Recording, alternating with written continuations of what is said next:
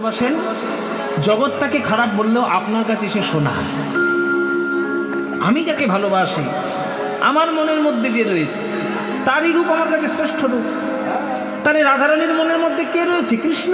তাহলে কৃষ্ণের রূপ জগতের কাছে শ্রেষ্ঠ রূপ। তো সেই রূপের দিকে যদি রাধারানী তাকায়, তার অন্যদিকে মন থাকবে? সে জল ভরবে না জল রেখে দেবে কলসির মধ্যে, তার কোনো খেয়াল থাকবে না, ভেসে চলে গেছে। আর যারা ভালোবাসা বুঝবে না তারা নানান রকম হিসেব করবে, কেন ভেসে গেল, এমন কি মন হলো, এই হলো। আর বাবা, প্রেমের কথা তো বোঝেই না, বুঝবে কি? প্রেম করেই নাই জীবন। যে প্রেম করেনি, যে হিসেব করতে শিখেছে, সে আবার প্রেমের মহিমা বুঝবে কি?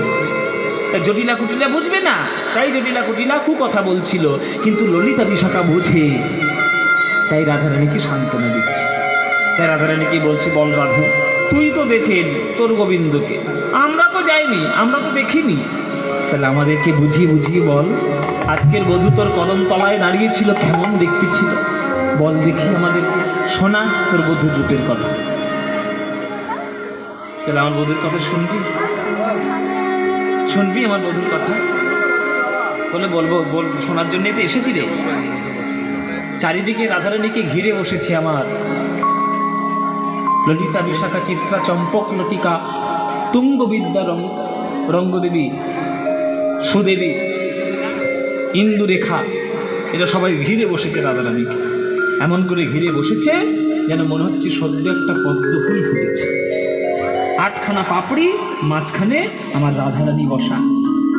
8খানার পাপড়ির মাঝখানে যেন পদ্মফুল।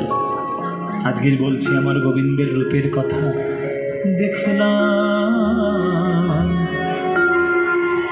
দেখলাম চিকন কালা। এসব গান আপনাদেরকে বলি, এসব গান বড় দুর্লভ গান। এসব গান শিখতে হয় গুরুর কাছে বসে। এই গানটা আমাকে যিনি শিখিয়েছিলেন তিনি এখন আর নেই। তিনি হচ্ছেন নিমাই বিশ্বাস বলে একজন শ্রীখোল বাদক।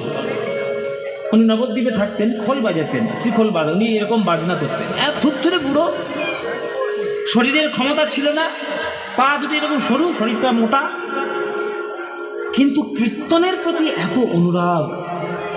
আমি এরকম অনুরাগী কীর্তনের মানুষ আমি খুব কম দেখেছি।